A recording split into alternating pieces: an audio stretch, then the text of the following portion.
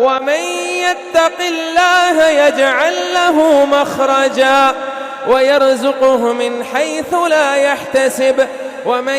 يتوكل على الله فهو حسبه ومن يتق الله يجعل له مخرجا ويرزقه من حيث لا يحتسب ومن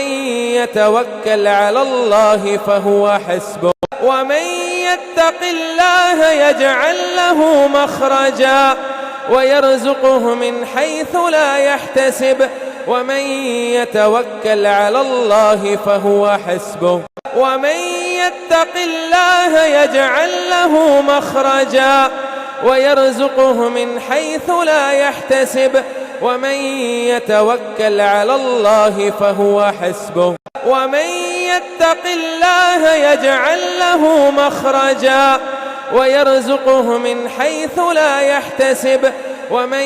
يتوكل على الله فهو حسبه ومن يتق الله يجعل له مخرجا ويرزقه من حيث لا يحتسب ومن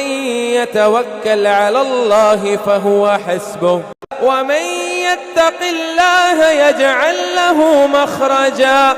ويرزقه من حيث لا يحتسب ومن يتوكل على الله فهو حسبه ومن يتق الله يجعل له مخرجا ويرزقه من حيث لا يحتسب ومن يتوكل على الله فهو حسبه ومن يتق الله يجعل له مخرجا ويرزقه من حيث لا يحتسب ومن يتوكل على الله فهو حسبه ومن يتق الله يجعل له مخرجا ويرزقه من حيث لا يحتسب ومن يتوكل على الله فهو حسبه ومن يتق الله يجعل له مخرجا ويرزقه من حيث لا يحتسب ومن يتوكل على الله فهو حسبه ومن يتق الله يجعل له مخرجا